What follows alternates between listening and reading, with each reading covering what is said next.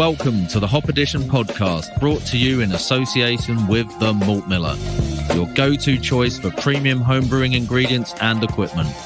Whether you're a beginner starting out or an experienced brewer, The Malt Miller has got you covered. So for top quality products and customer service, jump over to themaltmiller.co.uk and tell them the Hop Edition sent you. We would also like to thank all our Patreons for their continued support with running and developing the pod. If you would like to become a member and gain access to exclusive perks and benefits, head over to patreon.com/The Hop Edition. Now it's time to get this pod started, so crack open a homebrew and enjoy the episode.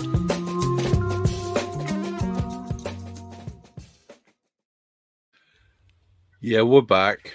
It's been a while. It's been too warm. My balls have been doing backstroke mostly. Oh dear. People have had things like family and holidays and, you know, stuff like that. It is what it is. But as far as I'm concerned, it's summer. And that's kind of the way that summer works for us. And, you know, we will apologize because we normally try and sneak some in on a Wednesday, but it's just been one of those times where we've not really been able to do it. But we do have some guests coming up over the coming few podcasts. We do have some awesome stuff that we're going to talk about. And for those of you with the balls big enough, we're going to LCBF. So if you want to say hello to us, just pop along, give us a nudge. You know, we'll be there. All four of us will be there, won't we? Yep, the Friday afternoon session. Yeah, Friday afternoon session. That's what we're going to do. So, hello. Welcome to episode 96. We're getting close to the big 100. Episode 96 of the Hop Edition podcast. And tonight we're going to be discussing ways to rescue beers that have got a bit peaked on. Tricky's words, not mine. So you can hopefully avoid the dreaded drain pour, unlike Brett, who drain pours 3 out of every 4. Good Brett. Before we get into that, a very quick reminder that we're sponsored by the Malt Miller and they're awesome. And everything that you need to do with brewing, everything. Barbecues, because they're part of brewing. Rubs, because they're part of brewing. Buckets, because apparently they're also part of brewing. You can get all of these things from the Malt Miller. At this moment in time, right now, and I know this is going out on Saturday, so I'm really hoping that they don't take it down a bit earlier. They've got some hops on there, which are currently on sale. Sabro, Talus, and a few new ones, all of which are available to purchase from the Malt Miller. And we love those guys. Rob, Reiki, Stiffo, Joe, Nick, they're all cool. Every one of them, they're all cool. If you have an issue, they'll sort it. They're an amazing company. They really, really are. So check out their dedicated Hop Edition recipe section as well. There's a range of beers that we've had that we've got off of guests. Ones that we've, you know, put in there because we think they're that good that people should try them. But mostly it's the absolute stunners that we've got from our guests, which are on there, which are amazing beers, and they come as kits and you can knock them out. And whilst they may not be exact, because as we proved on our last podcast, you know, things change depending on what you brew them on and how you brew them. They're going to be pretty close and they're going to taste pretty damn good. So, say hello, everyone. Hello, everyone. Hello. Hi. Yeah, they've not got any better over the months.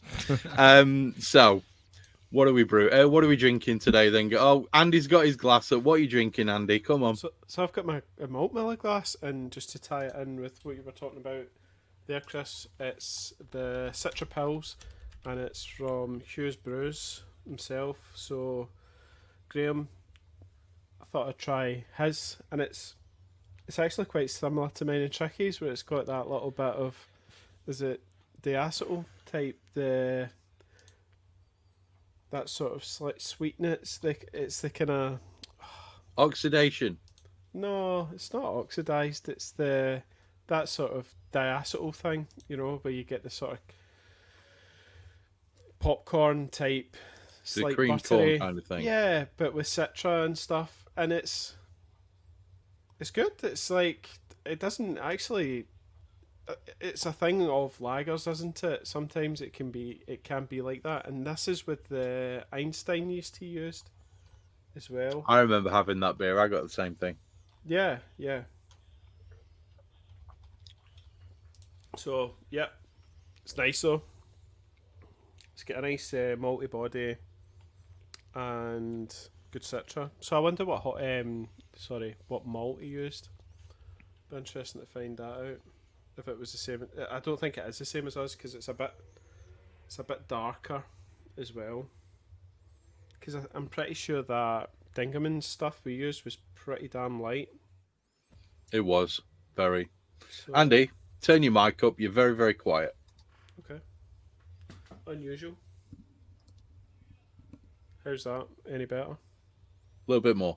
A little bit more. Jeez. Keep What's going. going on tonight? Hello. Okay, you can't speak quieter and then turn your mic No, up. no, right. All right, yeah. That's Yeah. a little bit better. Is that better for you, Tricky? Talk some more, Andy. Right, okay, so more about this beer. More about that Right. beer. Well, yeah, so it's a nice kind of slight, more kind of towards the. It's golden, I would say.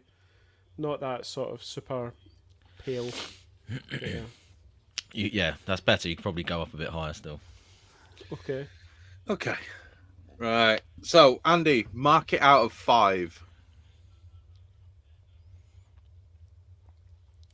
3.5. Okay. So we're above average. That's good. Yeah, That's good. it's nice. Tricky, what are you drinking? I have got a. It's the Smells Lagery recipe, but with a different hop in it. So this is made with Adina, which you Jeez. may not have heard of, or you may Nope. have heard of. It's a bit of an obscure one. I had a random bag of it that I think probably turned up from a competition goodie bag at some point because I didn't buy it. I don't think. It was one of those I just sort of found in the freezer and went, "Oh, what's that? I should probably use this for something to see what it is." It's a newish sort of. I think pretty sure it's American, but it's a sort of noble style hop as opposed to, the more typical kind of American kind of craft beer hop, super juicy, whatever kind of thing. And the beer's decent. It's all right. I'm not 100% convinced with the flavour that this hop brings to it. It does have noble characteristics, but yeah, I don't know. There's just something that there's like a sort of herbal note to it that I'm not super keen on. Obviously, the original beer using Sapphire, I very much enjoyed. So it might be that it's just not, up to that comparison, perhaps. But also kind of thinking maybe the reason I haven't really heard anything about Adina hops is that it's perhaps not really been setting the world on fire, shall we say, as far as commercial breweries, because I'm pretty sure I've never seen a commercial beer that's said that they're using Adina hops. And yeah, normally if it's something that's kind of new, even if it's a more noble style hop, somebody will probably have tried it at some point and made a fuss about it. So yeah, it's okay, but I wouldn't sort of recommend rushing out to buy these particular hops off the basis of this beer anyway, so it is what okay. it is. But it's a nice cold lager on a hot day, so other than that, it's all good. That's what you want, isn't it? Totally. Wasn't she a TV presenter? Adina? Didn't she do Dunno. Big Brother? Oh, No, no. that's surname. She was on a program not long back and she was talking about having a coke habit. That's all I remember. Yeah, she's ex-heroin addict, isn't she? Something like that. Anyway, irrelevant. Mark it out of 5, Trick. I'll give it a 3.3. Davina. Davina. Davina. That's the one. Davina, yeah, it's a Davina. different one. I knew it sounded similar. Isn't that also a hop? Davina, Yeah. possibly. If not, it needs to be. Owen, what are you drinking, mate? I am drinking on my West Coast Pills, Ooh. which hasn't long been on tap. This is the latest brew. It's nice. It's beginning to clear up. It is fermented with WHC Hell. Pretty simple grist. It's just Bohemian floor malted Pilsner. No big deal. Is it WHC Hell or is it not Cross Maloof Hell? No, you're right. It is Cross Maloof Hell. Yeah. Is that what I used? Pretty sure it was actually. Yeah, the red packet. Yeah. Mhm. And Great yeast. so it's Bohemian floor malted Pilsner and Dark Munich. And I'm really pleased with how it's come out. And I think it is Cascade, Amarillo, Citra, a little bit of Chinook, Oh, and this sounds bittered with amazing. Columbus. It's proper like Dank. what I was going for was like I called it sticky fingers. So I was going for like a sort of sticky orange vibe, right? Sounds like the hops to do that. Yeah, and I think I've got a I'm really really pleased with this bit. And what was I going to say? I ended up overshooting on the gravity, and it dried out by an extra point. So it ended up coming out. It was supposed to be 5.6%. It came out at 6.4. So the bitterness, whilst the bitterness was like That sounds class. up there into like West Coast territory, I think the extra gravity's just kind of calmed it down a little bit, and it's not. I don't think it's suffered as a result. Yeah. It's West probably Coast, better. but not like super bitter. So yeah, overall, very pleased. That If you sounds guys like are a lucky. dangerous ABV. I think you should send some out to save your liver. Yeah. I can turn around to you and I can say I've had 3 or 4 pints of that beer and it is actually spectacular. And I'm not a big Westy fan. You all know I have an aversion to bitterness, but that beer, spot on. We had some absolute crackers on the weekend, to be fair. We did have some good beers. That, especially with the chicken wings, was star of the show for me, mate. It goes really well with food, especially Yes. barbecue. Like, Yeah, it really does. so Just- listen, I'll it's send you actually a guys a Brookpack- couple of bottles. Brookpack weekend. Yeah, It you're was a nice good to one. me. Well, you guys know what I'm like whenever I get in front of a barbecue. I'm cooking. That's how it works. So, yeah, went down to Owens, cooked some beers and sampled a lot of beer. Nice. Cook some beers. Cooked some beers, that's the Cooking. one. Cooking on It was beers. superb. So I had a different beer. Oh, sorry, Owen, mark it out of 5 because I've got a mark for that beer I'm as going to well. give it 4.3. Nice. Ooh, I was going to go Solid. 4.1. Well, each to their own. So It was a bit. It was a bit too resinous for me. I'm joking. It was lovely. I just Each thought to their 4.1 was a good one. To be fair, it was blow your head off. So we weren't miles off. no. Good beer. I started off with a different beer, but you guys all take so fucking long. I finished it. I don't even know what that last beer was. It was off tap one. That was the end of the keg. I don't know. Don't really care. I've just found which tap had my Citra pills on, so that's where I'm drinking Citra pills. It's now it's yours is aged super pretty clean. well. That's because I brewed it, mate. It's kind of dropped that real top end grapefruity note that I was getting, and now I'm getting a lot more of kind of the more rounded citrus from it, as kind of the hops are bleeding off, for want of a better term. Yeah. It is not unpleasant, and it is, as Tricky put it, it's cold and it's a lager, and it's exactly what I want. Yeah. And I'll mark that out of 5 as a solid 3.7. So we all went for lagers as our opening gambit. It's the year of the lager. Have you heard well, that? Did you hear what Owen just said? He went for a lager as his opening gambit, and it was a West Coast. West Coast Pills, technically a lager. Absolutely. So, It was lovely. It was really nice. And to be fair, some of the things that we've just talked about there fit really nicely into the actual topic of this podcast. Because what we're really going to be talking about is how to fix a beer, or more importantly, and this is probably going to be a large part of the first part of what we're going to talk about, is how to not fuck it up when you have to remake it. So it's going to be how to fix it, what to change in order for that not to happen.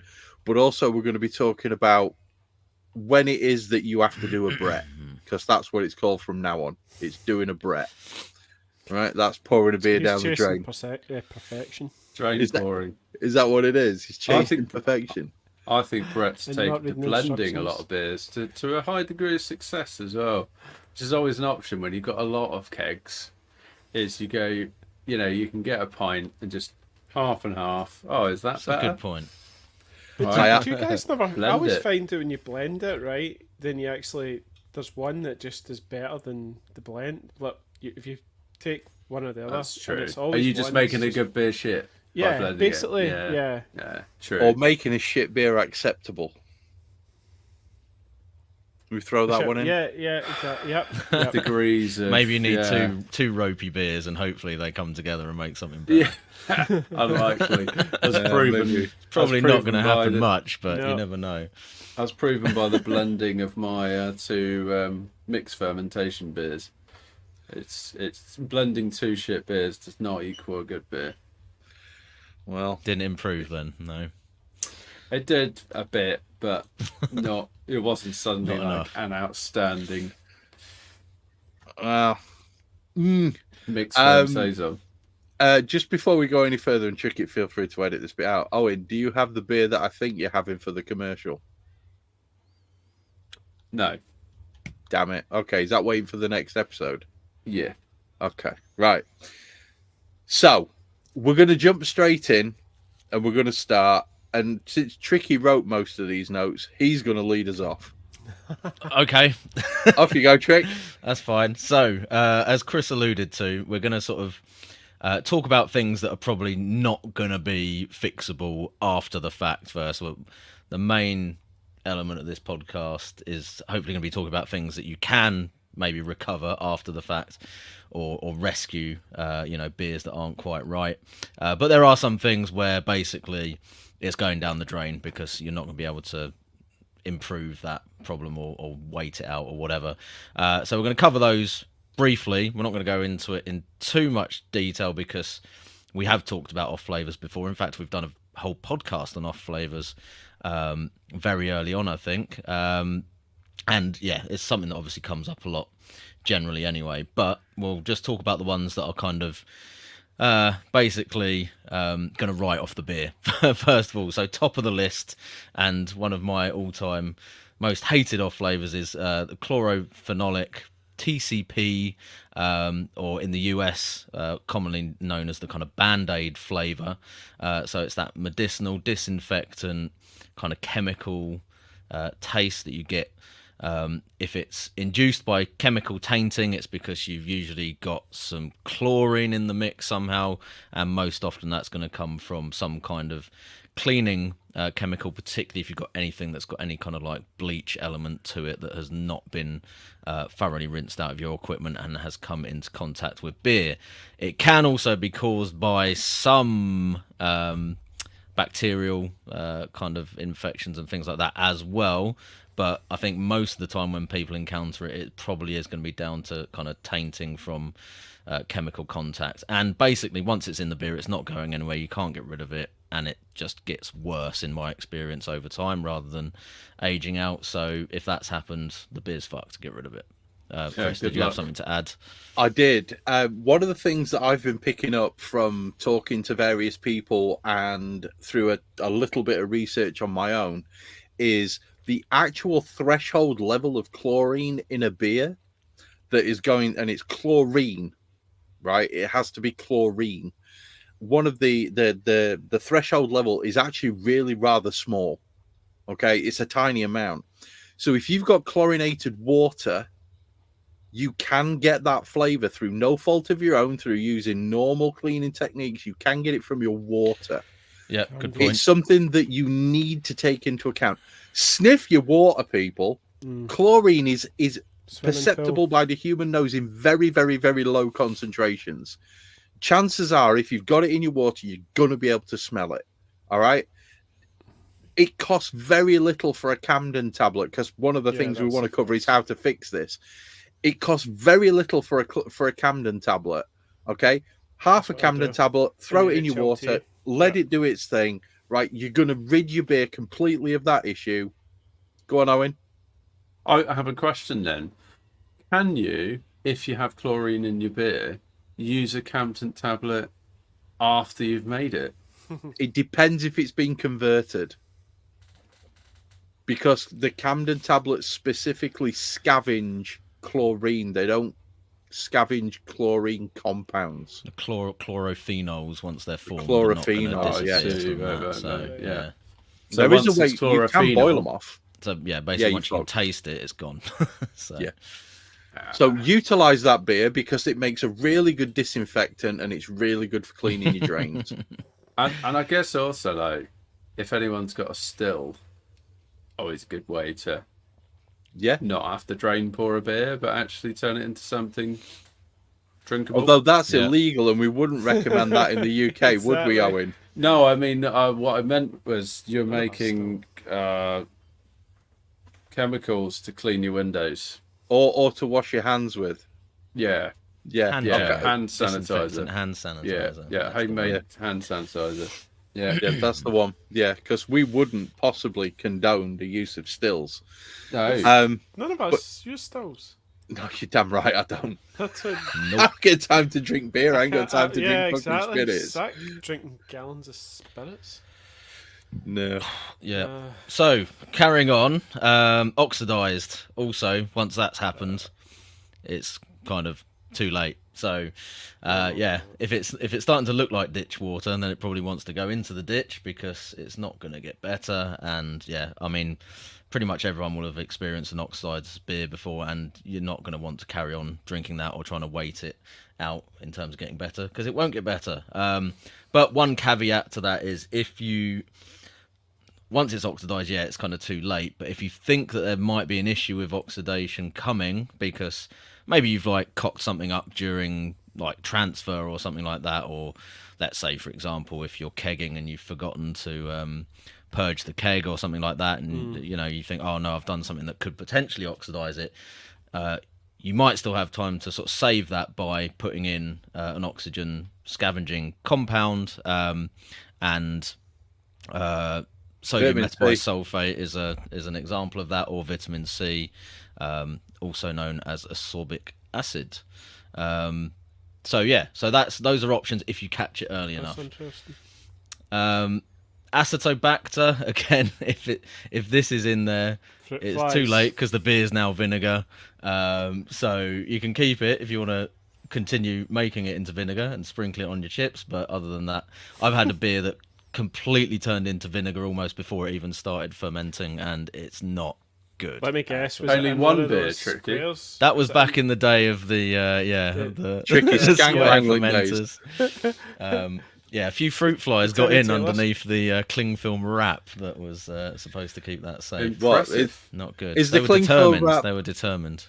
is the Clingfield wrap the physical version of the CO2 layer?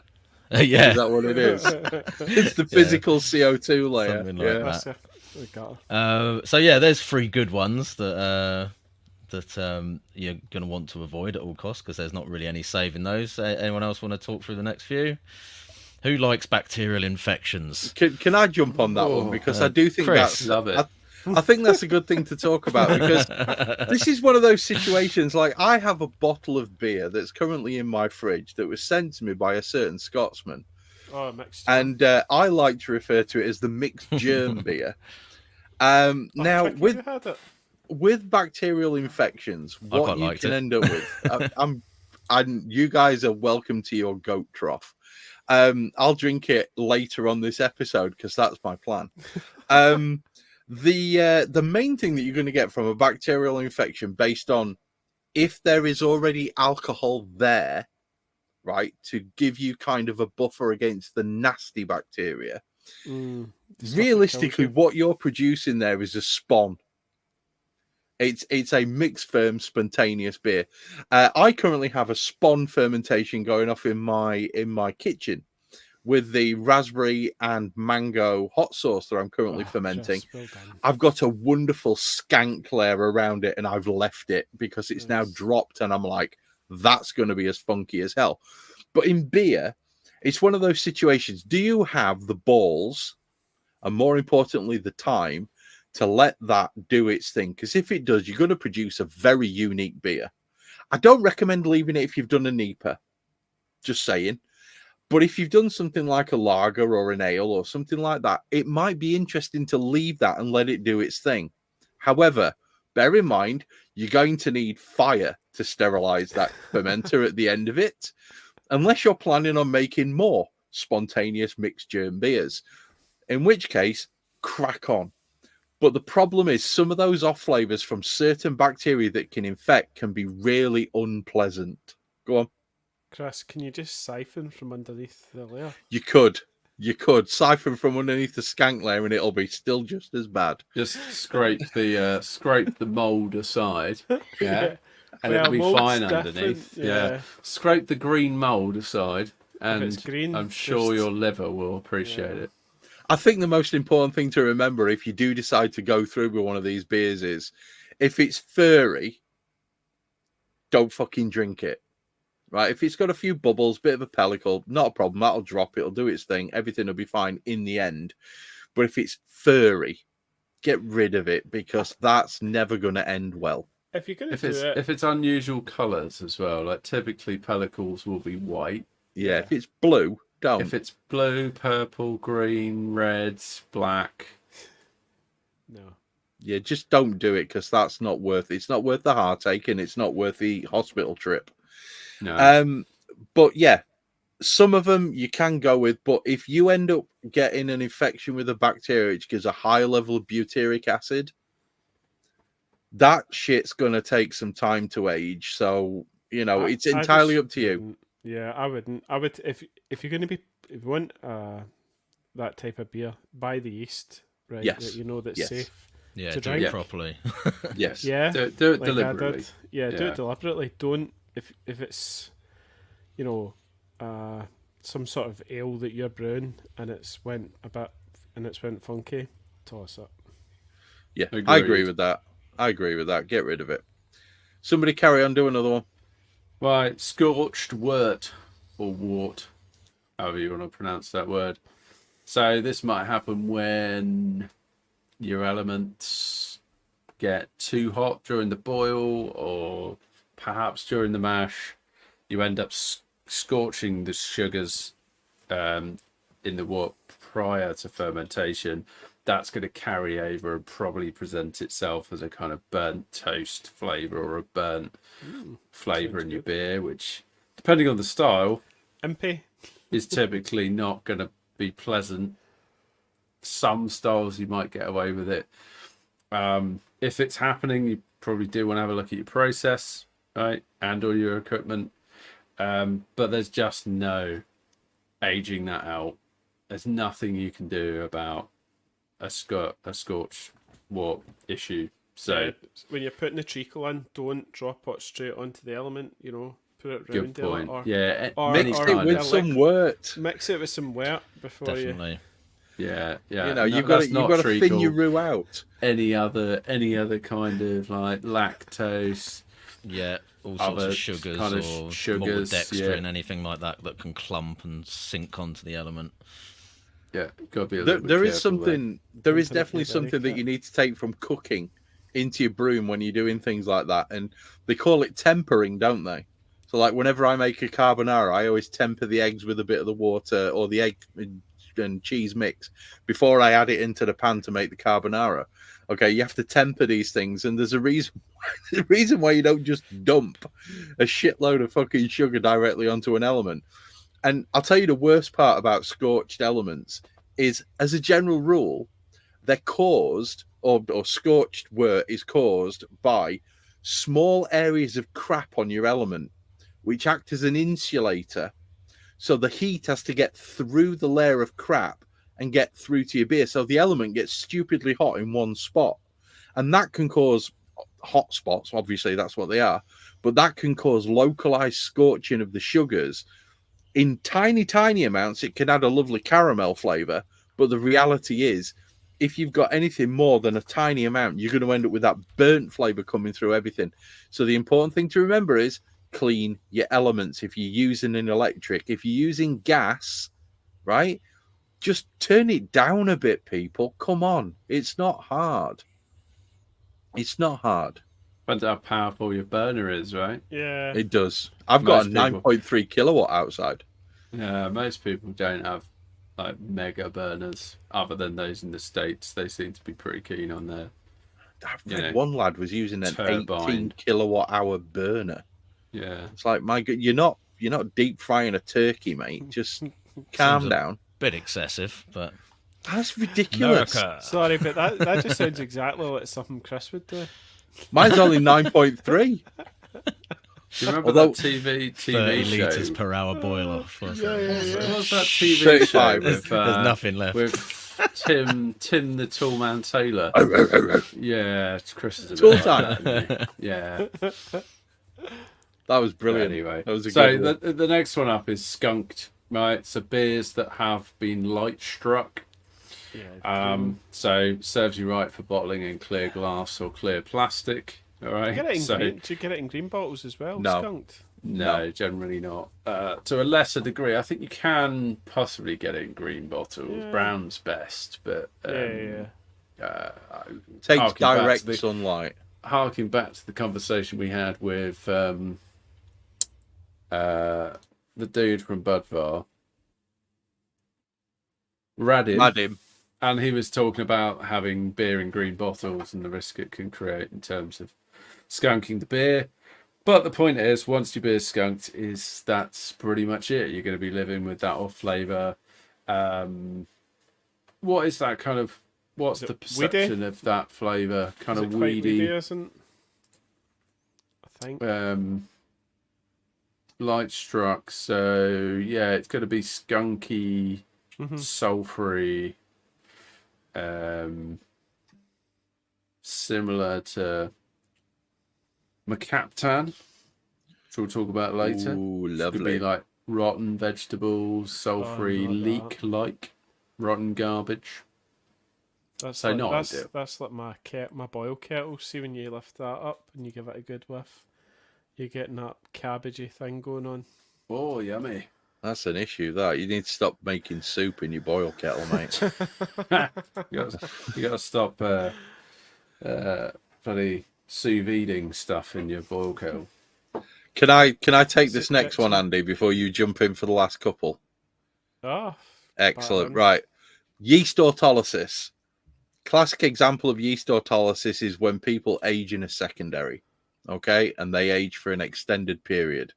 The problem with yeast autolysis is it's going to taste and smell like acetone, because when those yeast break down, all of the cellular contents go bleh, straight out into that wort. does it go quite meaty? It can do, yeah. Umami, yeah. Yeah. It can be like Marmite kind of vibe. Mushroom soup, They yeah. say kind burnt of rubber as well, don't they? Sometimes Oh, they yeah. can have that. burnt Yeah, rubber. that's It can right, be yeah. really, really nasty. I've had it on a few commercial beers recently, which I think have been stored incorrectly. But one of the things with yeast autolysis, a very simple way to stop yeast autolysis from occurring is keep your beer cold. Because if it's cold, the yeast are going to go dormant, which is what they've evolved to do. And when that happens, you're not going to get that yeast autolysis, which is why this beer, which was a very long time in the fermenter, doesn't have any of those flavors because it was at 1 degree for a hell of a long time. Yeah, the yeast is almost like inactive at that point, right? Yeah, there's a change in the cell walls, Mm. which kind of stops them from splitting open. That's how they evolved to survive in the wild. So, yeah, that's a good one. But if it does happen, your yeast is dead, your beer's dead, and the only thing it's worth is drain cleaner. Don't even bother trying to save that. But if you just follow a couple of simple steps, you can prevent that happening, and you can lager yeast on the yeast for a fair amount of time before you start to have those issues. You could boil it down to a paste and spread it on your toast. You could. Or not. Is that a cheap So- way to make Marmite? Because if it is, I might give that a go. Potentially. It's a long boil, though. Just use the yeast. I don't know. I love I'm Marmite. joking. I'm not Marmite's sure. ace. Yeah. I think I've got a theory as well that it may also be to do with just general yeast health. So if you're pitching an unhealthy yeast, is you're likely to just see some yeast death. Yeah, Yeah. exactly. Particularly if you're brewing at sort of the extreme ends of the spectrum as well, I guess. If you're like really underpitching a very high ABV beer or something like that and putting it in a compromising situation anyway, it's probably more likely to be an issue. I imagine that's a little bit of speculation, but The you would vast think that would be majority of these logical. comes down to a cascade of issues, though, doesn't it? It's never one thing, aside from chlorophenic or chlorophenolic. It's normally a cascade of issues where you end up with these beers. But But yeah, that's a good one to avoid is yeast autolysis because it tastes like shit. Yeah. Go Take on the then, last Andy. couple, Andy. You want to do the last couple? Yeah, the metallic one's an interesting one that you say that, because I do have a beer that's a little bit metallic-y, and it's kind of put me off from drinking it. So it's saying it's good for your brew tunes, but not in your brew. Will increase with age. How do you get metallic in your beer? Good question, Andy. I think from what I was reading earlier is, let's have a look. Contact with metal materials during the brewing process, which will leak metallic ions and or lipid oxidation.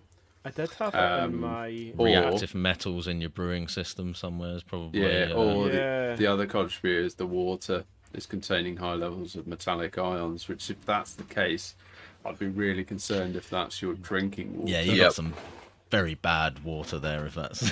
Yeah, you know, it could be that you got very, very old metal pipes that might need replacing.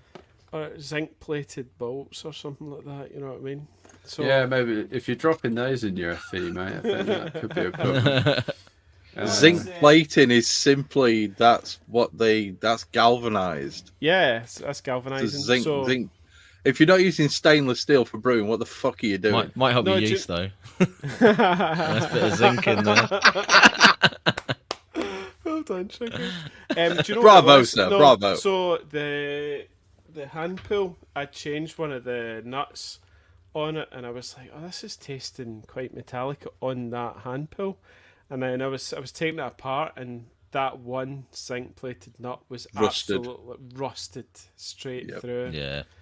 And I was like, right, okay, get a stainless on that. Amazing that you picking that up, actually, isn't it? That obviously the perception of metallic taste is relatively you definitely low. get it. Yeah. You got to They remember, do- iron oxide goes through your brewing system pretty quick. Iron's one of the sort of main culprits for metallic taste. Yeah, it's going to be like blood-like or sort of irony. But they do say having some copper in your brewing process is supposedly good We do. Allegedly, yeah. for the beer. But then copper's a relatively non-reactive metal, isn't it? Fairly non-reactive unless you put it in something which is heavily basic, something which is highly alkaline. Yeah, I mean that's the reason why they call a copper, right? Originally they were made of copper. Yeah. Which Are we is talking about subsequently- policemen or coins? No, he's talking about talking about boil kettles. kettles. Yeah. Oh, Kettles. okay. Yeah. Because Copper, yeah. in the UK, it's In called a trap copper. breweries. Anyway, I'm like, but- who's cooking coppers? But go on. and they have subsequently replaced it with stainless steel, so that's generally the direction. Yeah, stainless steel's very unreactive. It's also ridiculously hard. Yeah. Yeah, try drilling it. Jeez. But what's interesting is it actually increases with age. Assumably, that would be if it continues to maintain contact with the thing that's causing it. Well, I'm beer's guessing. going to be quite acidic, isn't it? So you are going to get some leaching of the metals into the wort or into the beer, and that's going to carry on. So yeah, Yeah, there you go. there we go. I have Very cool. no idea what caprylic is talking about. No duh. Somebody called Owen added that one. I did, yeah. It was. It's.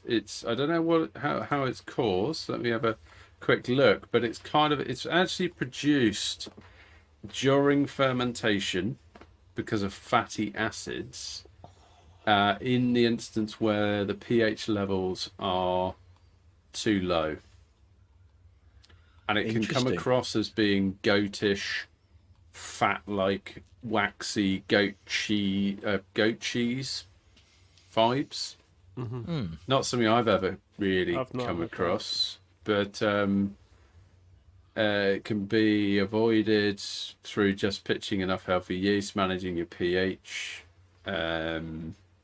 Yeah, that's a lesser known one. It's a shame that because I really like goat's cheese on a pizza. Yeah, it does say it's an off flavour at high concentrations, but considered a positive flavour at lower levels in some long matured lagers and lambics. Ooh, interesting. Just on the pizza topic, I'd started adding lactic acid into the dough, and it was just to see, because it's actually Sourdough. Sourdough. But the Or is first that time I more did of a faux sourdough? faux, Yeah. right? So the first, Cheese Like a kettle sourdough. sourdough. yeah. And the first time I did it, it was like I put a mill in, and it was like, yeah, it's fine. And then I was like, I'll just eyeball it in from the bottle. 7 mils later. 9 mils later, Oh, and it was, oh boys, it's one of the worst pizzas I've ever made. Jesus. And the dough, does the not dough surprise started me. like big mad, like crazy bubbles, and Yeah. like, see when you were trying to thing it stretch out, it would just big tears it was very too easy to tear and stuff. So I managed to repair it and get it in, but it just tasted rotten. So grim. tonight I was like, no lactic. So It's going don't anywhere add near it. lactic acid to your No. pizza dough, is Thanks what for you're testing saying. that, so we don't have to, Andy. Yeah. Yes, Yeah. absolutely. Thanks for Lemon taking juice, a little bit of lemon juice is good. That works. one. Yeah. There was a good acronym that Chris taught me the other day, which was FAFA, which is fuck around and find out. Farfo. Or FAFO, yeah. Farfo, yeah. The one thing that I will say about pizza toppings, since we're clearly on this, is homemade pineapple. pickled red onions with goat's cheese and prosciutto. Thank me later when you've tried it, boys, because that is banging. Or do garlic bread pizza. That is just some butter, thyme, and Shitload of garlic. garlic, and then garlic powder as well, and then Oh, mate, I'm if you're using no garlic powder, no, Just- fresh garlic. well, both. Don't know about that. Anyway, controversial. Controversial. this is a homebrew fucking podcast, for God's sake. Talking but about we all bacon. we all really, Yeah. really, really like food as well, don't we? And Tricky sending us these random. So we're all part of a brewing group. Talked about it before. Tricky was posting these tacos that he made with leftover rib meat or something. That's right, Oh, mate. I have to So admit, good. Tricky, I very nearly drove to Bedford. I did. It was close. That was a princely leftover meal, I must say. It was, Yeah, I bet that was an so absolute good. banger. Yeah, there were no leftovers, weirdly enough, on Friday or Saturday when we cooked at yours, was there, Owen? No. Oh, what did No. you do? Just sorry, Absolutely the not. diversion, but We burgers, Hmm. ribs, chicken wings, skeeters. of course. We didn't go too nuts, but yeah. Some pretty What else do we have? legit ribs. The ribs were amazing. 2 massive fry-ups. Yeah, That's they were about it. legit. Yeah, we went through 2 kilos of am, bacon. Yeah, we did go for a lot of bacon. Yeah, but you didn't go too Um, crazy. Nah, just £4. Just There were 8 of us. a lot of bacon was consumed. And Oh, one of no, them Main was so- on- line did of I- bacon did by the I- pound. But... Probably haven't told you guys, but I went on a sausage making course. Oh, Oh, I'm going to shut wow. up. I'm shutting up. So yeah, down in where was it? It's at Sussex Way, Horsham. This was a 40th birthday present. I know, shocked. I am 40. Shock you're not 50. Abuse. That is a proper middle-aged, middle-class man present there. Sausage making course. Yeah, I know. So mad. Isn't it? It's like, oh, what should we get him? Oh, he loves sausage, doesn't he? Anyway, I went off to that. That was really good. We basically did the whole process end to end, proper like farmhouse sausages.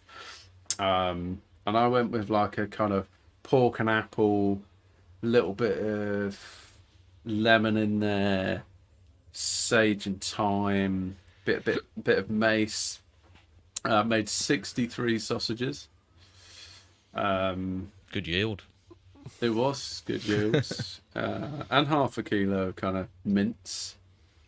It was great fun. I'd highly recommend anyone thinking about making sausages to get along to a course. It was You good. joined the sausage making group. I will say, Not yet. We- No. we took Owen took a bag out of the freezer. I was already in bed at this point. Owen took a bag out of the freezer and put them in the slow cooker overnight to kind of cook them, thaw them out, do that kind of thing. And all of the juices that came out, we threw 2 tins of baked beans on top. Mate, Best baked beans ever. They were Good spot baked on. beans. Good That baked was beans. really, really good. And the sausages were amazing. Like my Yeah. wife, who she's not a huge fan of like sausages like that. And she basically turned around and said to Owen, "These are the best sausages I've ever eaten." They were fucking fantastic, I have to say. They were amazing. Innuendos and shoes. my obviously. experience- Just waiting for the, wife preferred Owen sausage to mine know. gag there. It's too easy, though. She Too didn't like easy. mine. Mine was too beefy. It's always So been. beefy. I don't know if you guys watch that Barbecue Showdown on Netflix, but they always talk about the sausage making's like the most complex, hardest. It seems to thing be get it the right challenge and all that they always Yeah. fuck up the most on that Yeah, show, yeah. isn't it? It's like, oh, your sausage is too grainy. No. It's too tastes like hot dog meat or something Yeah. like that. I have to say that the two different types of pork that Owen put into his sausages, was it belly and loin you put in? I think it was shoulder and belly. Shoulder and mate, Yeah. they were fucking epic. I mean, I'm still obviously, waiting like, for the recipe, I'll be honest. having someone that just does it day in day out, Mm-hmm. showing you how to do it, obviously results in a good sausage. As to whether mine, when I do make them at home, will end up. Do you need That's to buy good. equipment I don't for know. that then? Well, I've got it already because I've got my KitchenAid thing, which Yeah. is like You need a one that I meat bought grinder, from don't like Uh-huh. middle aisle of Aldi or whatever. But it came with a meat grinder and like sausage attachments. So it fits in the case. Yeah, Class.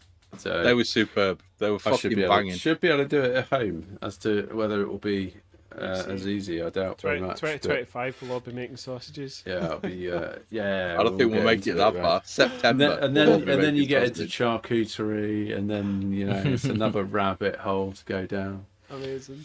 Jeez. Well, we don't have an expensive enough hobby. We clearly come on, need Owen. more. Share photos, please. yeah, they were I need, amazing. I need an air drying cabinet. Send us some sausage pics, Owen. Come on, we need to see it. Some sausage. Yeah, I'll send you my sausage pics. Oh, mate. Hold on. You can tell what we've all been doing for the last 6 weeks since we last put out a decent podcast. You know what I mean? We've all been cooking. That's literally all we've been doing is cooking, barbecuing, and That's making basically my shit. summer holiday is just outside on the grill all day. Tricky went and put up in our group about this fan, the Inkbird fan controller thing that Oh, mate, controls your Kamado. and game that is changer. Game changer. Just I d- like if I'm cooking chicken or whatever, I'll ramp it up to 200. There it is. Chris has got it. Ramp it up 200, and then it just holds straight at 200. Yeah. So this is Yeah, what it I looks haven't- like. I haven't managed to nail mine. I think I've got one of the old versions. You've got the old one, yeah. Yeah, and it's not as good. Yeah, that the new one's like, oh my god, it's dynamite. Yeah, mine. And it doesn't beep all the time on because I remember. Yeah, yours mine was just like, beeps incessantly, and it just never actually holds the temp. It And more fails to importantly- achieve anything of its actual function. More importantly, the new one is Wi-Fi and Bluetooth. Wi-Fi. So you connect it to Yeah. Wi-Fi and you can fuck off and do the shopping and manage your temps while Because you're at remember that other one, Chris, that we got, the one that went on the dome? That was Yeah. all Bluetooth, and then if you walked away too far with your phone, it started going angry and beeping at you because. Oh, it beeps at me all the time. I just Uh-huh. ignore it. So now that the Inkbird one you don't need that thing because No, it's all no. controlled with Inkbird, and it's amazing. Yeah, I'm gonna put my old sort of standard analog dial gauge back on. And ignore that. Yeah. Yeah. I am this coming weekend doing 4 kilos of kebab and Dirty and fucker. homemade flatbreads. Are you doing the yogurt flatbreads? Yes. Because they're the best with Kelebab. Yeah. Yeah, I'm going to go full They are good. Turkish They are flatbreads. Yeah. Owen, pro tip: get some homemade pickled red onion done. How long does that take, you reckon? About 8 minutes, Yeah, you can do quick pickles, can't you? and they are Just bloody amazing. He's googling it right now. Literally, chopped onion in a Kilner jar, and then just pour your mix over the top. Put the lid on. Yeah. Don't rank it down, obviously. It's just but like put your lid, just hot- leave it. Hot brine vinegar, isn't it? And then Yeah. job done. They're Are they, amazing. Are they? Do you use red onions, right? Yeah, use red onions. Yeah, Hence, then they're pink. yeah. They are stupendous. Anyway, we're supposed to be doing fucking beer here, We're boys. going a bit Yeah. off track, aren't we? Let's We've Ever so slightly. totally lost track of where we are. But the thing is, not one of the four of us is even remotely complaining. We'd happily No. sit here and talk Well. about food all day. Can we have a commercial break at this point? Sure. I'm Well, kind of yeah, there, already mate. on it. Yeah, to be All fair. right. I need a glass. Tricky, shall we take it to the commercial break? I think we should. Let's take it to the commercial break. The commercial break. Do you want to go first, Owen? Yeah, why not? So I've got a beer from none other than Burnt Mill Brewery.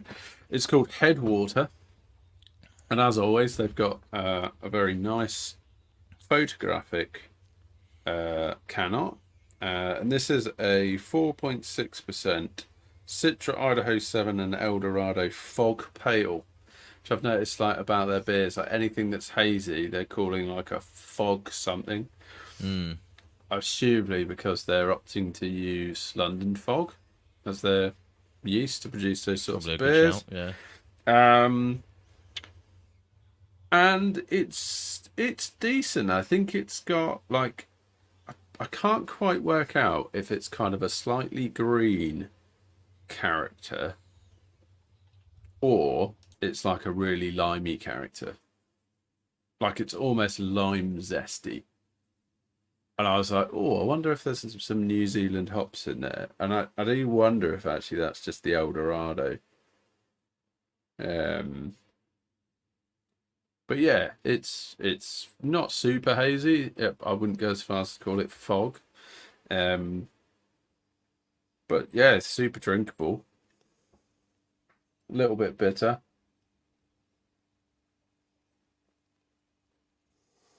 Definitely got like a lot of orange citrus notes.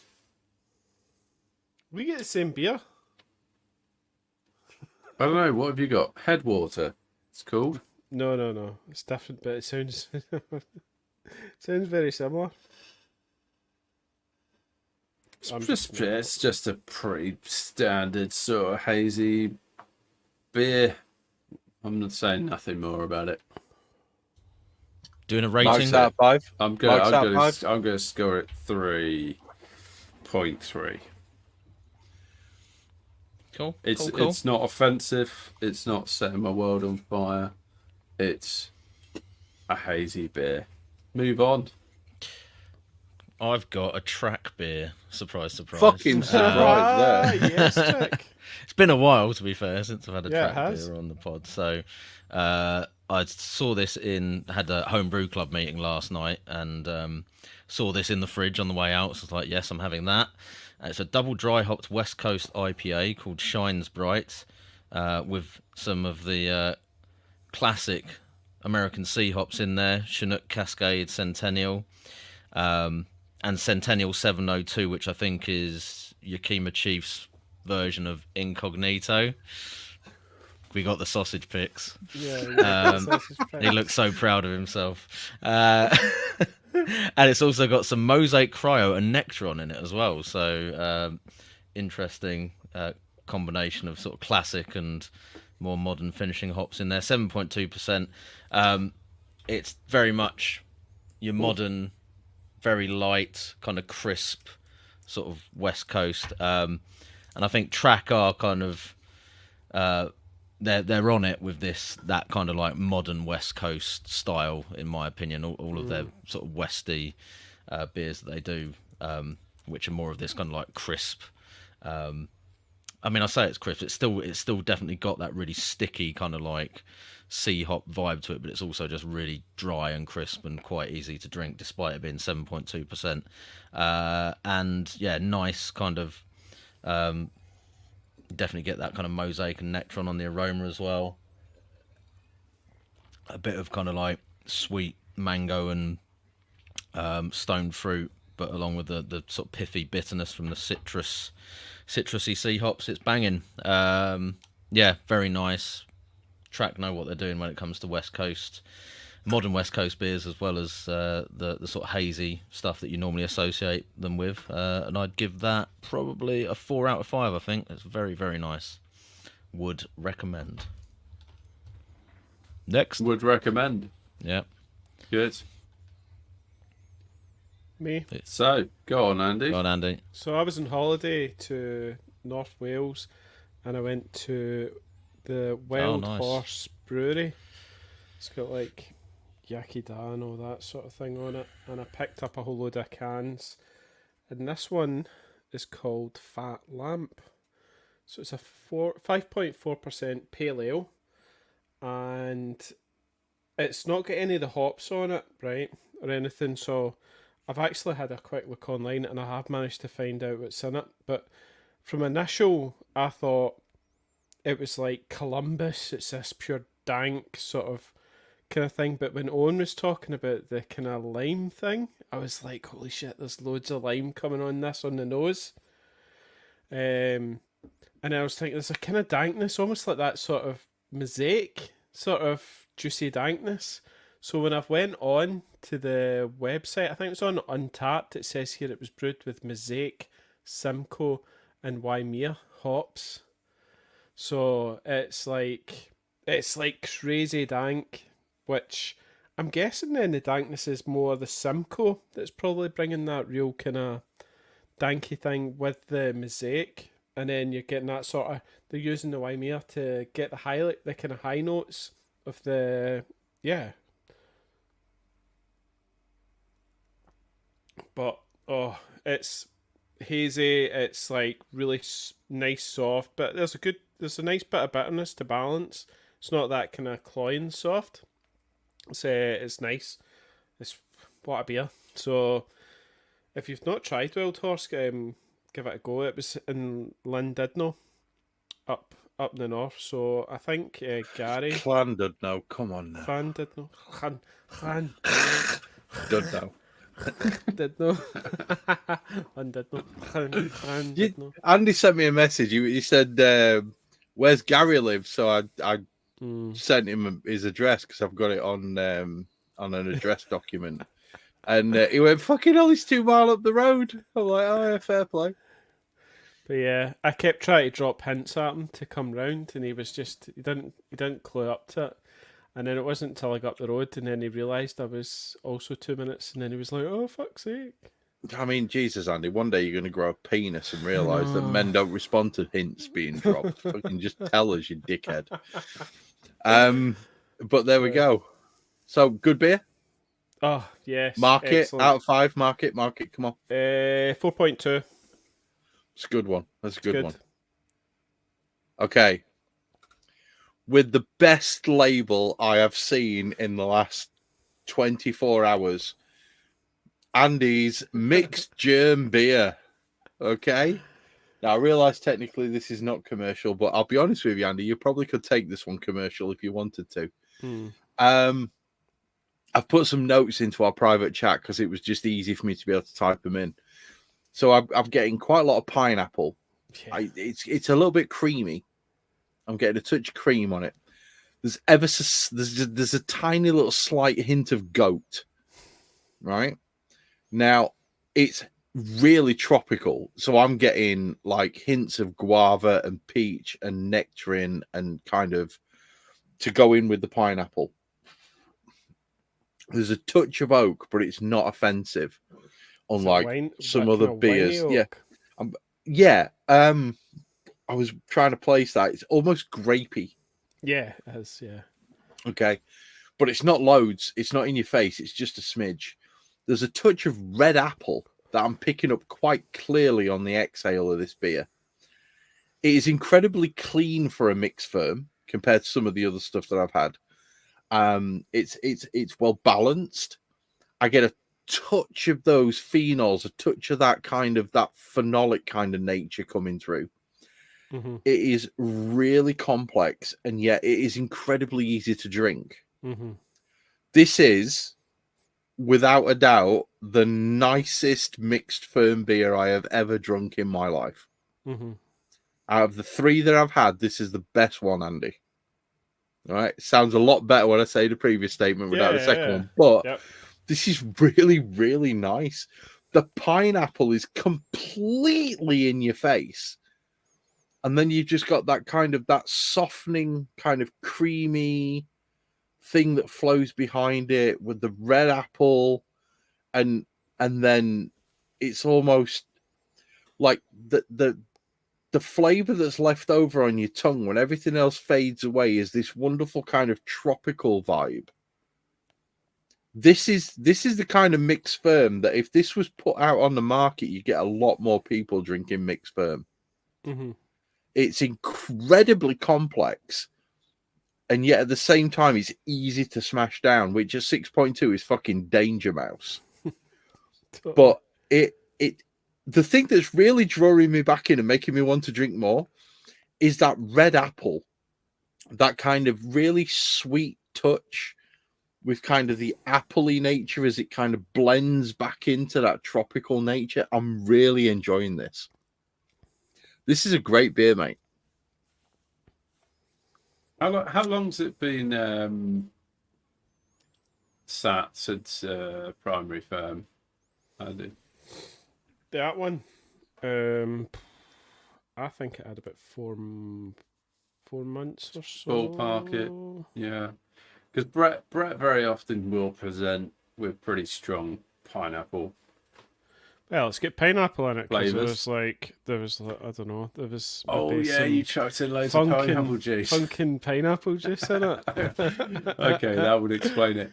But the yeast as well was that I chose had pineapple expression, and also I put Denali in it as well, so that also is pineapple. Okay. So yeah, there was a little push towards that. I think the fruit will probably possibly explain something. For me, really enjoyed the beer. I thought it had some excellent flavour in there.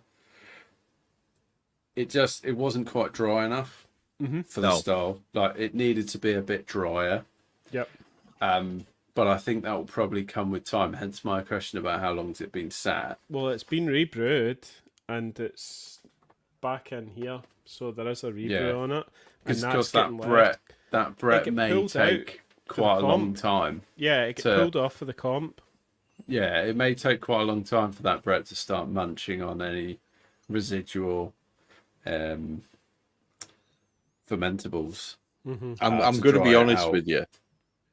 When I'm drinking this, what I'm reminded of is weirdly one of the cocktails that I had when I was getting married. Because they had a cocktail which was pineapple juice, but it was with an oaked rum. And you're not getting that rum character, but you are getting that oak mixed with the pineapple. And it is really very, very nice. I can't believe I let this sit in the fucking bottle for as long as I did, I'll be honest.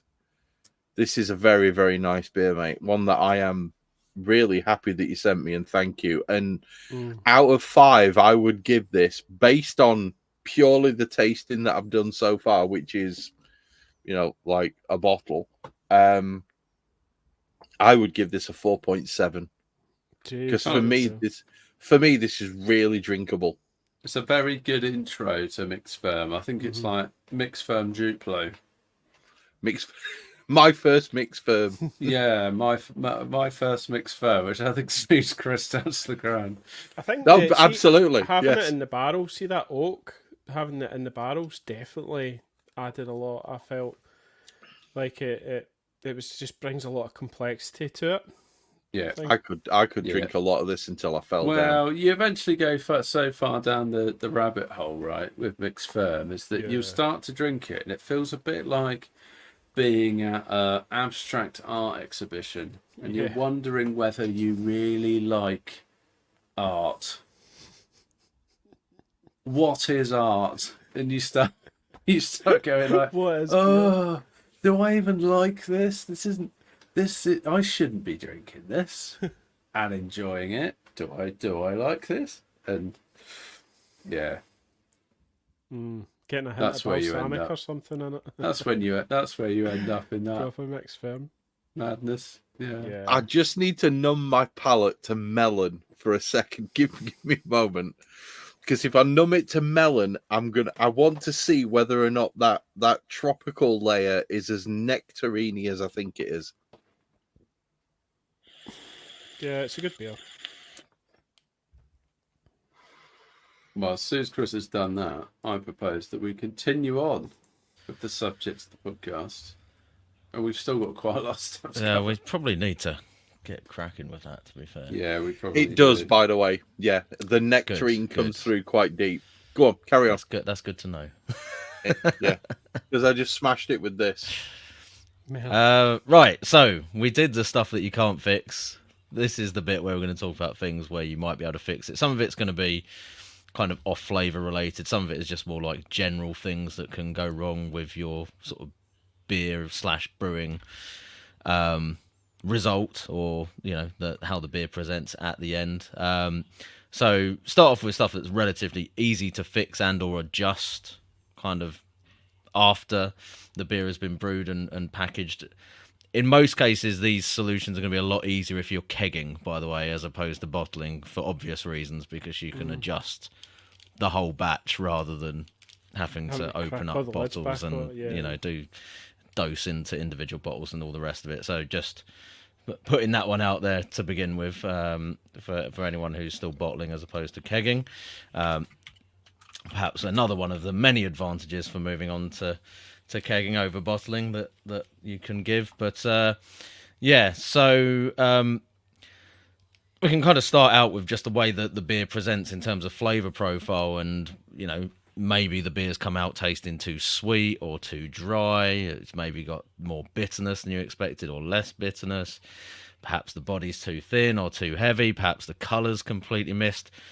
All of those things are relatively easy to make changes to after the fact, either through, using additives or perhaps making some kind of additional like concoction that you can then add back into the beer to adjust things. So if it's too sweet or too dry, for example, we might balance that out if it's with perhaps adding more bitterness to it.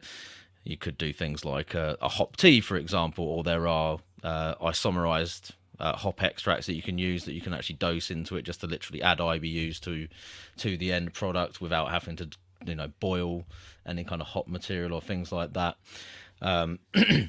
If your beers come out too dry, you could look at things like perhaps adding in some maltodextrin or lactose perhaps, or something like that that's going to maybe add a little bit more body into the beer after the fact, by basically just increasing your final gravity after the fact. How would you dilute that? Sorry, Tricky. Say again, Andy. How would you dilute that maltodextrin and if you after the brew? I mean, just do a fairly concentrated kind of boiled mixture of it, I guess. So you don't want to dilute the beer down too much by adding a load more water in there, but I guess just enough to make a syrup that you can then kind of pour in. I've done that a few times. Have you? I've done that a few times with like lactose, where you I've made a stout and I've decided, actually I prefer that to be a bit sweeter, and I've just added like exactly what Tricky's just mentioned, made a lactose syrup and just open the keg, pour it in. You've got to put the lid back on pretty quick if it's cold and carbonated. Yeah, that's a good point. But if you then just purge the keg, you're all good. And actually, I made a Nipah that was too bitter, and I suddenly realised that I'd forgotten to add the salt in the last 10 minutes of the boil, which was a good 5 grams, 7.5 grams of salt. A huge difference, right? Yeah. So I ended up just, what did I do? I think I just made up a salt solution, in an espresso glass, just dissolved that with some boiling water and just shoved that in the keg. And whilst I was a little concerned about oxidation, obviously with such an oxygen sensitive beer, You boiled the water though. I boiled the water, purged the keg plenty afterwards. It worked just fine. I've And it just did done reduce that the with bitterness. with a porter that I've been making, and it's kind of like a chocolate porter. It's got loads of nibs and other bits and pieces in there, but the bitterness came out a bit higher than I wanted, and that kind of made it come across a little bit thinner as well. And I literally did exactly the same thing and just diluted a load of salt, added it in, and it was like immediate. Yeah, the bitterness is toned down, and because the extra chloride You can have now the taste. body's everything. up as well, and so it's got like a double effect because it kind of like makes an impact Salt. on the sort of perceived body of the beer through the chloride, but also the salt, as Chris has said many times, is actually the opposite to bitterness as opposed to sweetness and bitterness, right? So Cheers for taking my Yeah. line again, there Trick. we go. I credited you. I referenced my source. One of the things that I will say about this, right, is if you don't have a bottle with a carb cap on it, which you use for adding things into kegs, you are missing a fucking trick. Okay? So I have one line which comes off of my my gas bottle that feeds through into my kegerator, which sits at 35 psi. And if I need to add anything to a keg, because all my kegs are sat at 12 or slightly over 12, depending on if it's a lager or not, I charge that bottle to 35 psi with whatever I want in it. I purge it a few times, charge it to 35, and then literally small disconnect line straight into the beer, connect it to the liquid outpost, and then just as soon as you connect it to this bottle, the pressure just forces everything straight in.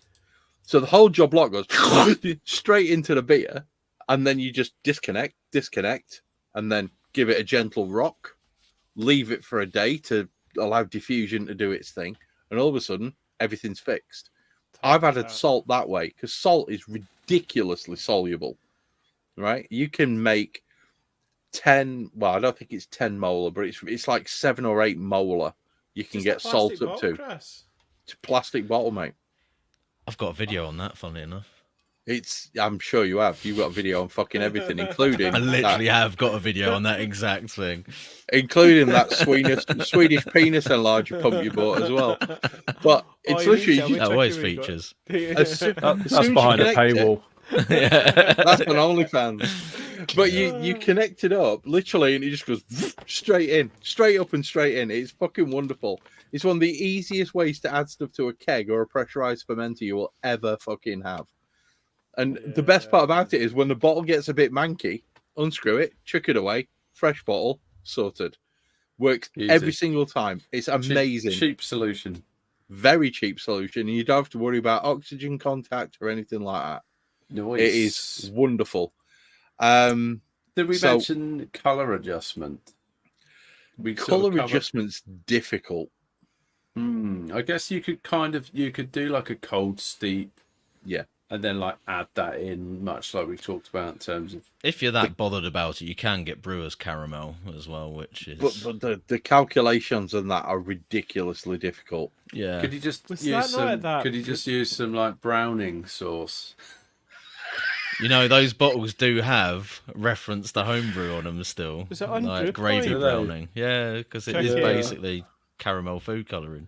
Checky, was it not at Brewpoint? Who was the place you did the commercial with? Brew Point, Yeah, Brewpoint. Did they not have like a big jug of that caramel stuff in one of your photos? Or was it? Or was it? No, that was somebody Owen? else. Was that? No, that was Harvey's. That was on their that was a photos from Harvey's their tour. brewery tour, wasn't yeah, it? Yeah. And there was a big. Yeah, like no, a it was in the 5 background, litre- wasn't it? Yeah. No, I didn't notice that, but I think it was yeah, Richard. I didn't Brooksy watch put it his up, video. maybe. No, I think it was Brooksy put it up on the chat, I think, and I'd spotted Yeah, no, that you big spotted thing it of in the caramel. background, didn't you? Big bottle of caramel colouring. Amazing. But if it works, if you've missed your colour and it works, and the colour is that important to you, which let's face it, the colour is never that important. I mean, to to you. be fair, I've never colour adjusted a beer in my life. Never. it's Ah, just like, it's like, I think oh, that's well. one you Tom! just accept, isn't it? That's probably just a rebrew, right? Tricky's got a T-Dog behind him. He's off. He's gone. Gone. It's on Anyway, holiday. I'm moving us on. Yeah. What about missed gravity then? In terms of, if you're not quite met your numbers, or you've either overshot or undershot. DME, Can I just jump in on the first one for this? if you really. Who gives a fuck?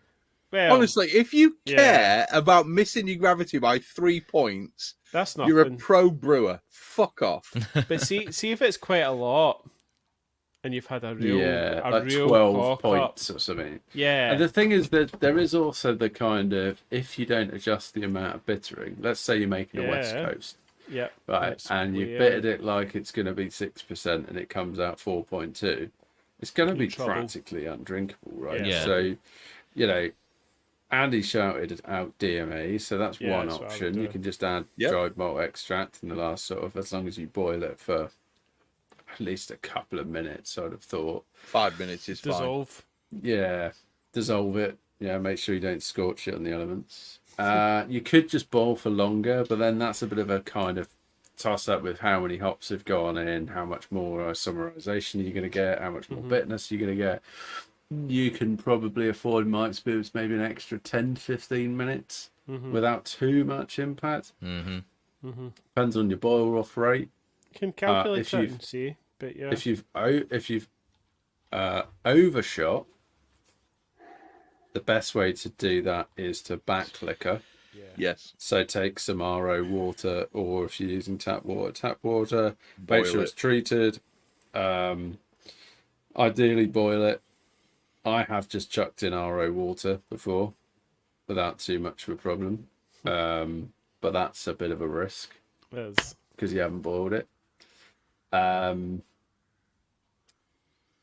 then you can liquor back. So you can, and there's calculators on Brewfather or online where you can punch in Breweries, the. there's breweries out there commercially that will deliberately they brew it as a high gravity and then liquor it back. Yeah, That's- most commercial lager breweries would do Yeah, that. That's Tennent's quite sure standard does practice. Yeah.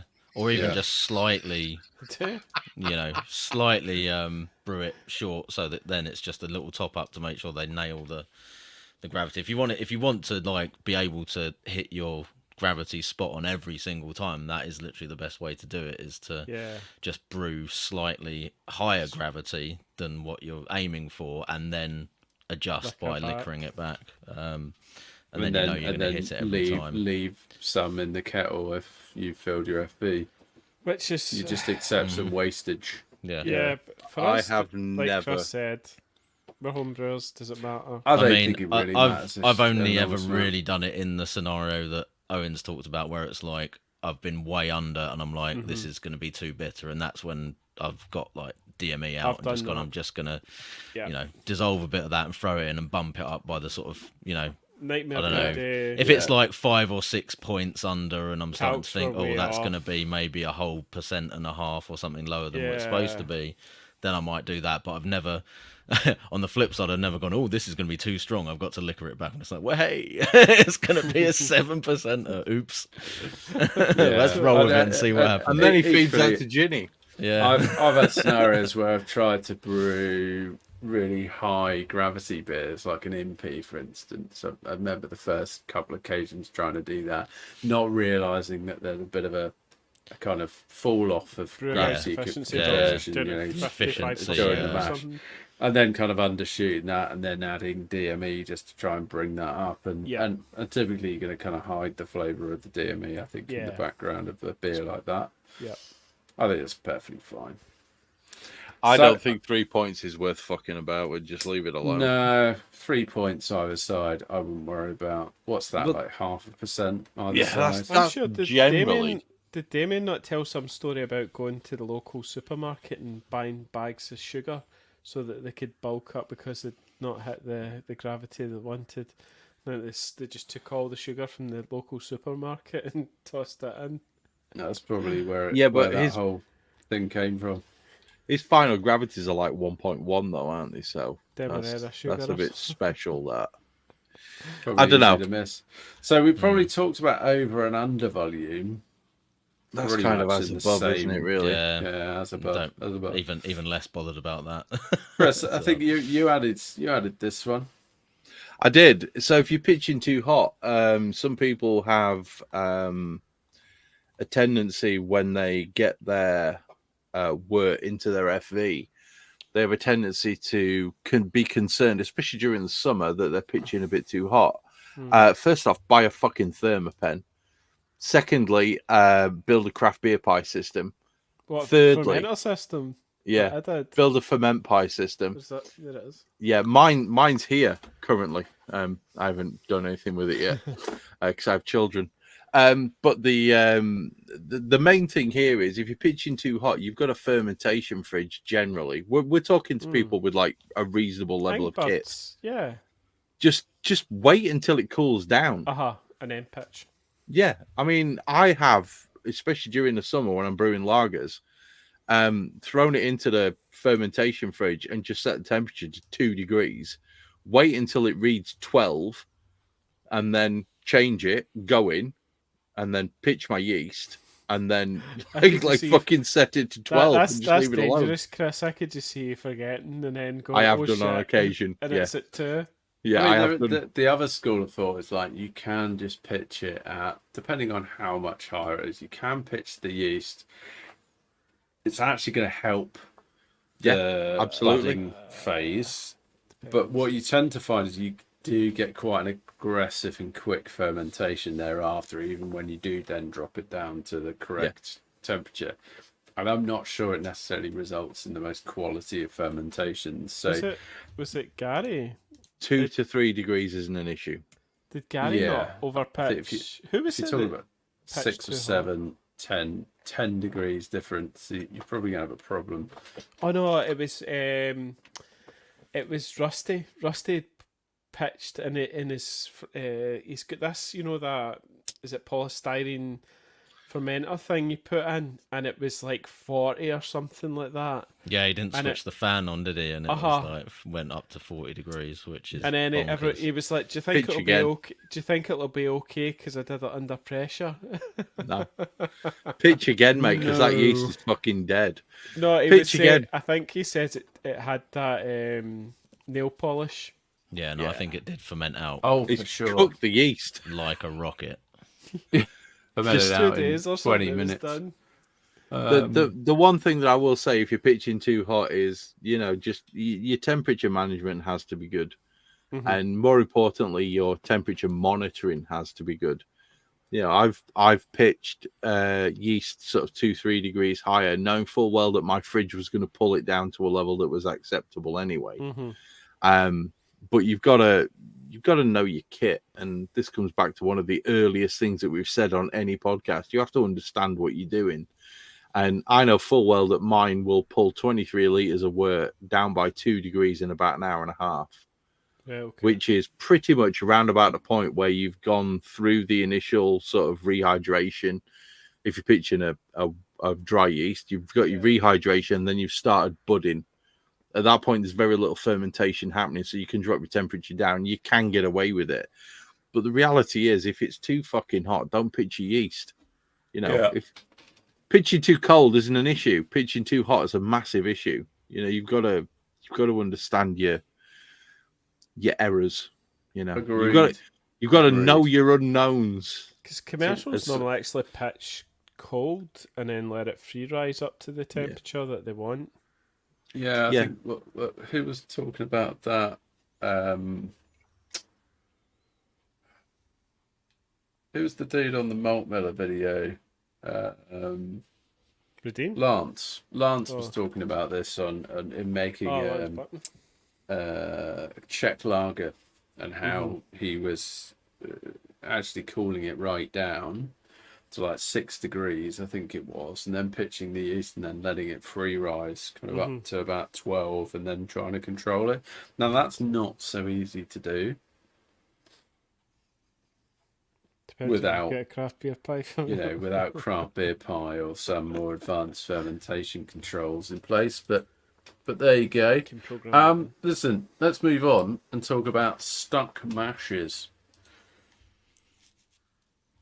And why not also talk about stuck fermentations in the same breath?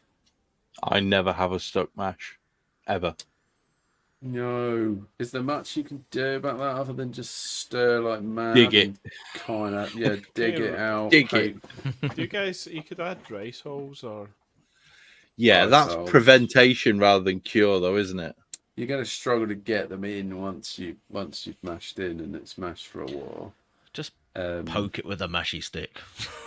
Yeah, good. Stuck fermentation doesn't happen that often. Certain yeasts tend to Oh, be more SO4. prevalent SO4. So I saw someone complaining about stuck mash with stuck fermentation with the souring yeast, Philly sour, Blue Yeah. sour, yeah. the other day, which I think in reality, if you just leave it, it just sorts itself out. Verdant can be a yeah. to stop at 1020 yeast as well. Yeah. I'm sure they were saying it was quite. So what is it? Give it a stir, give it a bit of a shake, Rouse it, yeah. Agitation, bump the Yeah. bump the temperature. Rouse up if you've got the cone and you can shoot CO2. That maybe rouse it back in. be patient. Yeah, just leave it. Failing Patience that. stick to most things, yeah. Yeah. Failing that, pitch some Quite.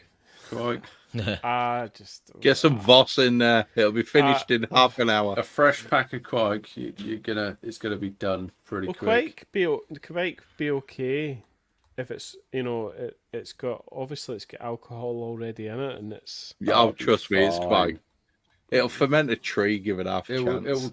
will go right up to most of them go up to at least 14%. I'd always worry because you want to then bump it up to 30, say, and then the yeast that's in there just isn't used to going at 30, but then obviously it I'd takes be- up 30. You and don't have to kicks bump off. it. You You don't have to bump it. push it. It will still ferment at 20 degrees.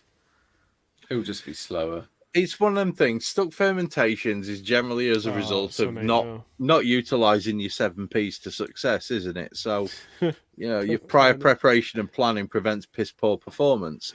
So you got to make sure that your prep's appropriate before you go happens. ahead. It does happen. Don't get me wrong. It does happen, but generally it's as a result of you're not pitching right. You're not oxygenating right. You're not treating things Old right. It's at the yeast or wrong something. temperature. Blah blah blah. There's all those different kinds of things that we normally go through. So just make sure you do stuff right. And generally, I've never had a stuck fermentation with SO4 ever. I've Never. used the SO4. 4 times. I've used it 4 times. I've never had a stuck fermentation. I've never had that issue with it.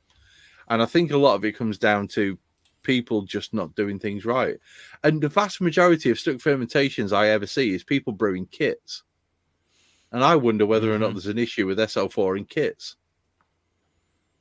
Well, potentially not very viable yeast because it's been stored warm on a shelf It's somewhere. 4 years out of and- date. Yeah. Yeah. Yeah, that's a big factor. Because I remember I was using the tilt and I could actually see my USO5 deteriorating over the year because you could track the fermentation and you could see as it got older, it took longer and longer. More to laggy, actually- yeah. Yeah. That's dry. There you go.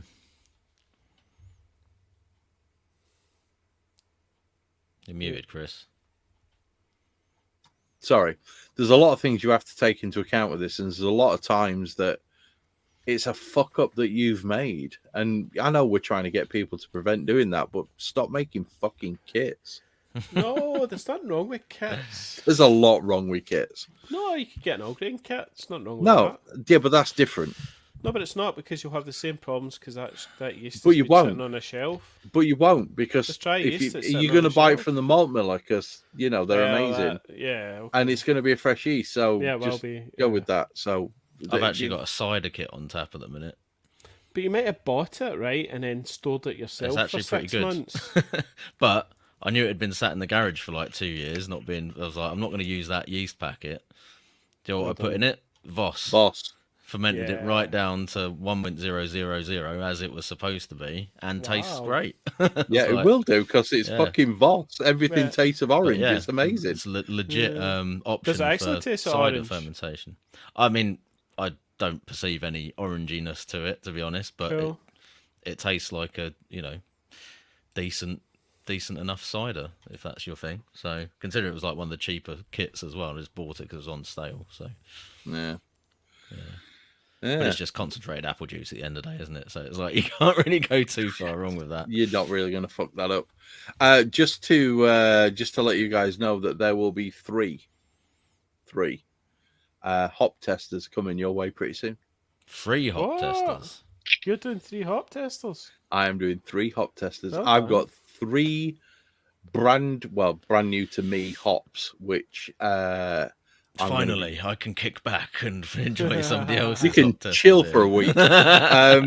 Yeah. So what I'm going to do is I'm going to sort. Are we going going to do an episode and do all of them in one go? No, No. because are you this is me, so it'll probably be I was going to February say that's before not. I They're brew not all the going to third be one. at the same time, right? This is February, going to No. be February spread out. 2026. Yeah, Yeah. that's the one.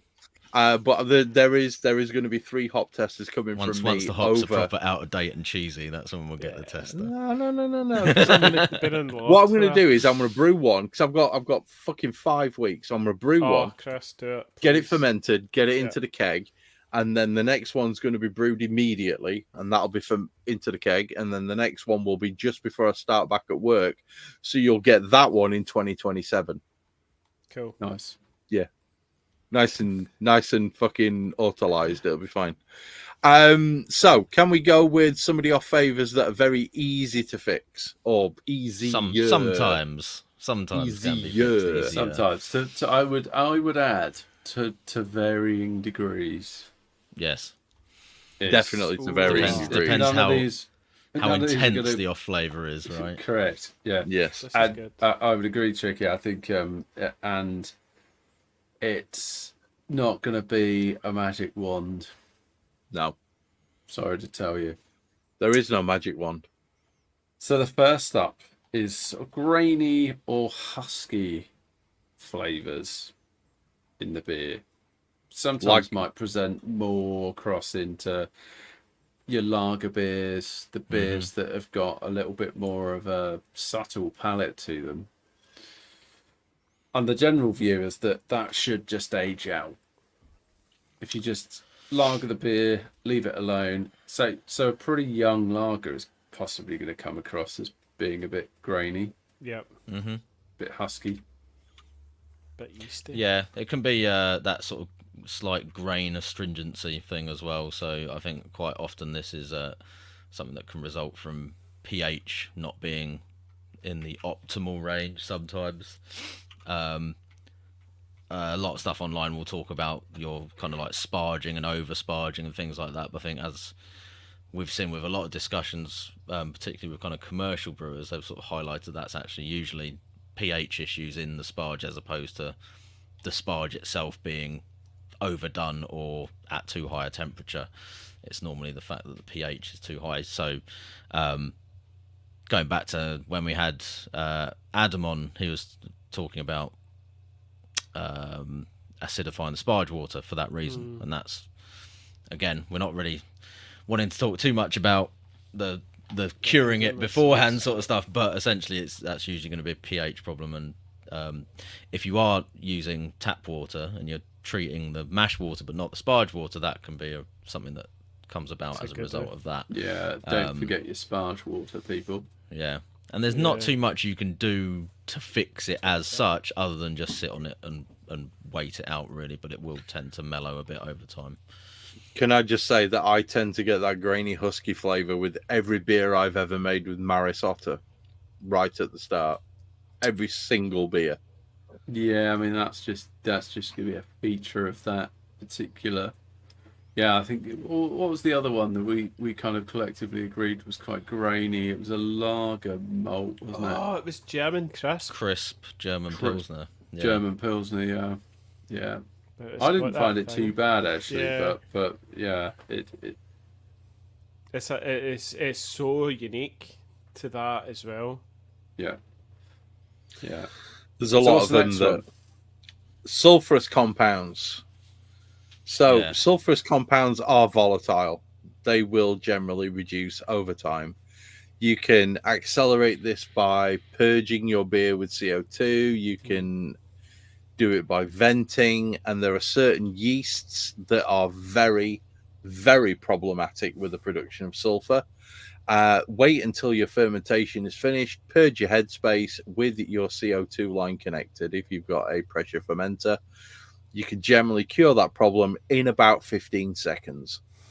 And once you've cleared that sulfur out of the headspace, you'll find that it will accumulate again, and then you just purge it again before you transfer, and everything is fine and dandy. If you have different sulfur compounds within the beer after you've kegged it, then that again will age out in time. It is something that does clear off pretty quick. Or alternatively, just eat egg sandwiches whilst you enjoy your beer. Everybody loves an egg Classic mayonnaise food butty. pairing, yeah. Was the one beer you did own and you were talking about scrubbing with CO2? It was like I think there a was couple of years there was ago. one that came to mind Was it a where I year think ago? I'd added. Phantasm. No, it wasn't Phantasm. It was that other weird thing you could add. You scrubbed it. The Christ, I It was can't the one you did. remember. Romazine. Jimmy told you about it, wasn't It it? was kind of a powder. Is it a on, Romazine Tricky. or something like that? Aromazine, that's the one. Aromazine. And I added that kind of post fermentation. I think you're supposed to add it pre fermentation so that it can blow off because it will release sulfur compounds, or it will break off sulfur compounds from something. I'm just going to wave my hands until someone that knows about science can explain. Well, we looked I at got it, didn't nothing. we? We looked at it, and I had a look at the actual pathway and the compounds themselves, and yes, there was quite a lot of sulfur that was going to Yeah, come I think that was a pretty niche scenario, to be honest, and I think actually a bit of purging did help to alleviate the problem. off. Purging's a big one with sulfur because it is really, or most of the sulfur compounds are really volatile. Absolutely. So the next one on the list is DMS. Cabbage, seaweed. Yes. Yeah. That's what I was Sweet smelling in corn, my vegetal. kettle.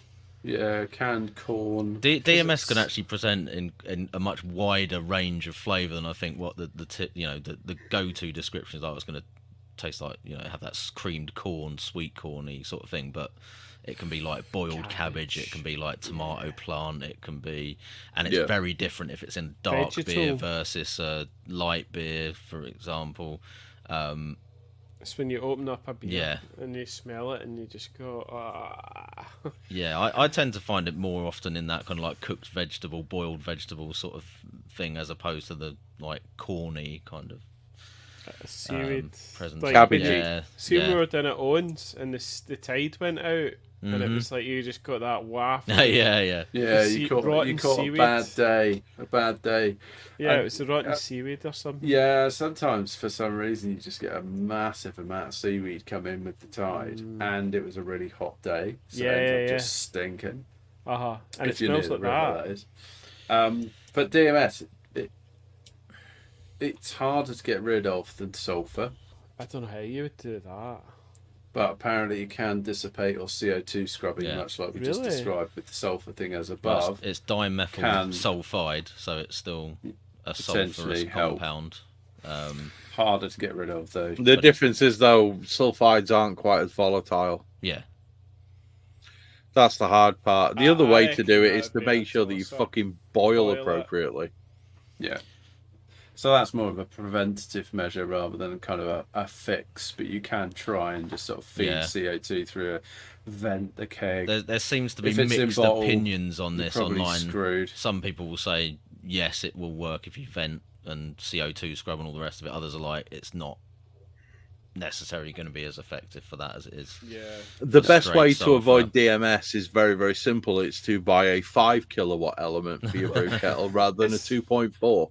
I think we Yeah. talked about this before, where Blowtorch as well. if you buy one of these big, and it's like a 10-gallon system or a 15, but then it's still got a 2.4 kilowatt element in it, and then the boil, You're can see asking it's for just issues. like, If it gonna isn't help. trying to bounce out the kettle, you're doing it wrong, is my opinion on that one. And I don't have any issues with DMS at all. no, well, no, No. I've not. No. Well, we've got 4 more to go, guys, and we got acetaldehyde, the classic green apple pear drop. Acetaldehyde's a different one. It is notoriously difficult to get rid of acetaldehyde because generally it is as a result of underpitching yeast or poor yeast health. So you can get around it by pitching something which is going to take it down to a slightly lower gravity. So if you're aiming to finish at 10-12, you can maybe add some, complex sugar, which is going to stay there to bump your gravity back up. But at the same time, you can pitch something which is going to take it a little bit lower. that will burn off some of the acetaldehyde. You can get this a lot with lagers, particularly where it's most often found, just because it's come off the yeast too early, though. So Yeah. it's in some ways, and diacetyl's right after this one, because they can some of the stuff you can do to sort of fix it is very similar. But basically, if the yeast has been sort of, crash cooled too soon and you haven't let it clean up, if you just bring it back up to temperature and there is enough yeast, sort of, if you've packaged and it's in the keg or whatever, again, bottling, it's going to be more difficult to solve this. But borderline impossible. To be if fair. you're in the keg and you've got a decent amount of yeast that's gone in with the transfer, and you just put it out at room temperature, it can just like eat it up, sort of thing. But as you were saying, if it's not going anywhere, it's particularly extreme, it may be a case of looking at chucking in some active yeast, so do like a mini starter or something like that, and throw some in just to drop it back down. Yeah, basically krausening. Yeah, you will get rid of it to a certain extent, but there is always going to be some there. You're not going to get rid of all of Depends it. how desperate you are to save the beer, really, isn't it? 'Cause it sounds like quite a lot of effort to try and fix that. But It is a lot of effort, yeah. if it's There you really go. strong, it is quite off-putting, but like you can live with a little bit of acetaldehyde at the end of the day, and a little bit of diacetyl. It's literally in quite a lot of commercial beers anyway, so Yeah, I would agree. Yeah. Especially like if it's hiding in amongst hoppy beers, you're probably gonna yeah. not notice quite as much. We've got banana and other excessive esters. Can we just jump back before we do bananas? Can we jump back to diacetyl? Because Yeah. the malt mill has just released the enzyme, haven't they? That's the precursor. So there's the enzyme now, which you can add if you're doing a lager and you're going to ferment it really cold, and you maybe only have a 2.4 kilowatt element to be able to sort of get rid of it. No. Diacetyl's not that, Chris. No, it It's can taking off because the yeast. It's it taking can, off the yeast. no. too soon. You say that, but the precursor is boiled off. So you've got SMM, S-methylmethionine, that's- which gets converted through to it. Am I thinking of a you're wrong No, that's pathway? You're DMS. thinking DMS. Okay, I'll shut the fuck up. You carry on. Right, cool. So diacetyl was the one where you take it off the yeast too quick, and then because the yeast hasn't eaten up the diacetyl and cleared it away, and I was guilty of that one. I think with that Citra beer, I definitely pushed that one through because I dry hopped it, and then I was like, oh, the 2-day contact time thing, and then straight off, and I think these days my attitude towards lagers is just like keep it as long as Give it possible. time. Yeah. Give it time. I think you can also get, shoot me down if I'm wrong here, but I think you can also get a bit of diacetyl as a result of hop creep. So if you get hop creep and it creates a secondary fermentation, and it doesn't have time, the yeast doesn't have time to kind of clean up after itself, you can end up with some diacetyl in that scenario as well.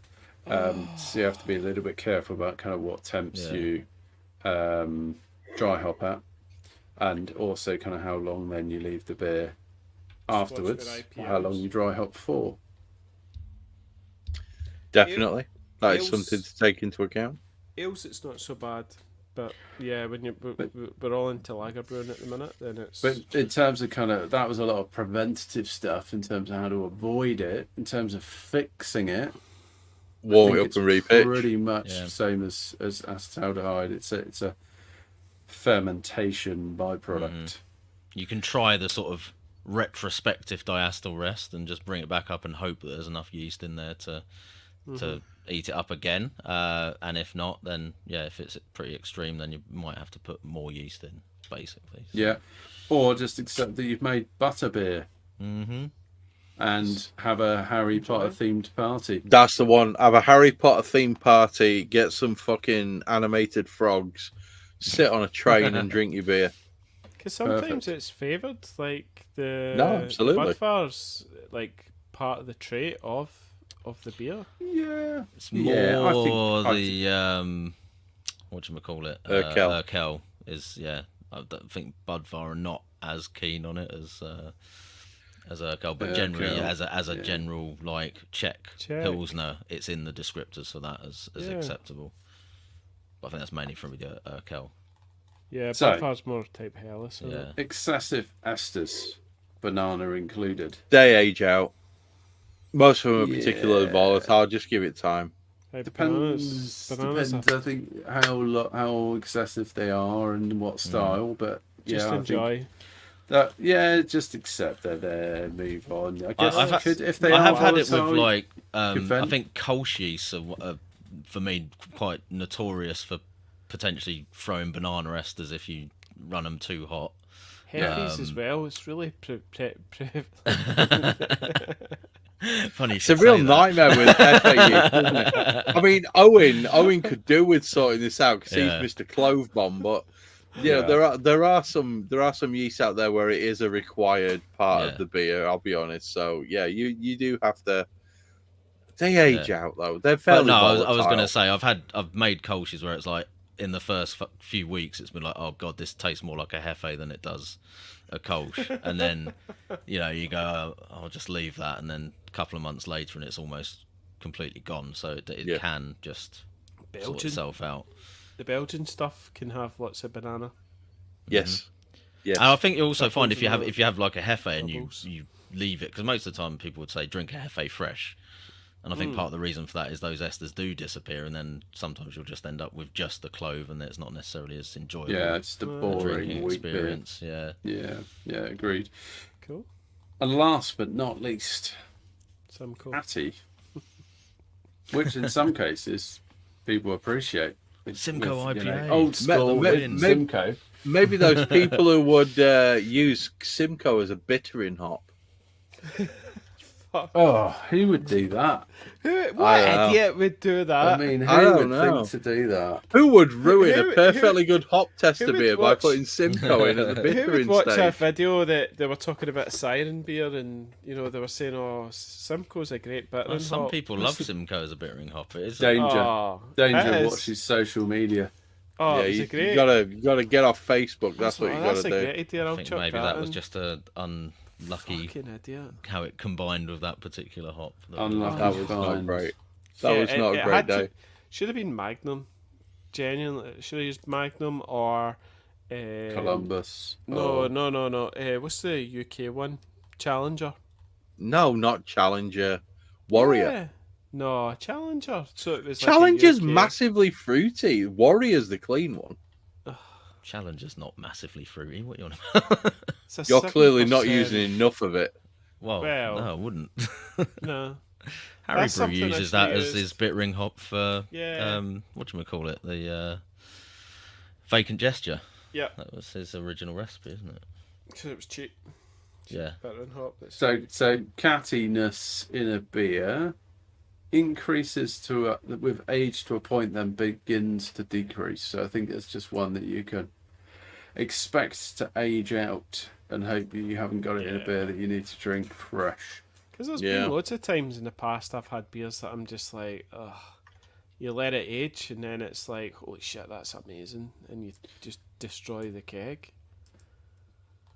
I've Yeah. had that. Yeah, interestingly, a reference that it talks about blackcurrant leaves and tomato plants.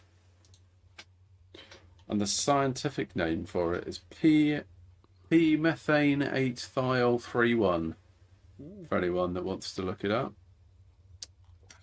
Pass. There you go. It's just that you need to ensure your malt is clean, minimize oxidation of work, and store beer properly at cool temperatures. So that Right. might be one that kind of tends to come through in kind of homebrew competitions, or potentially in any beers that you post that That's a pain. tend to get warm. Can we talk about some real world examples now? Just real quick. Yeah. Because we've talked, or in the group that we're part of, Gary has had issues with the beer, hasn't he? Stalled? No, it was DMS, that's a- wasn't it? No, Was it diastole. DMS? You're having real Diastole. problems with DMS and diastole. They both begin with D. That's the problem. But he's had some real issues with it, and Voss to the rescue. Voss to the rescue. Yeah, He that was repitched some Voss, and it's like tidied fucking. To be fair, I everything think up. that's a good thing to point out. Like probably as far as yeast that are going to successfully actually re-ferment a bit in a beer that's already pretty much down to terminal gravity. If you're going to use anything, Voss. it makes sense to pitch some Quake in there, because it's probably going to still have the the minerals to chew up a few more sugars that are in there. Or make a stuff. brute beer and just pitch some champagne yeast. Because if you're just going to pitch yeast into something that's not going to be able to ferment anything, it's probably not going to have any benefit really.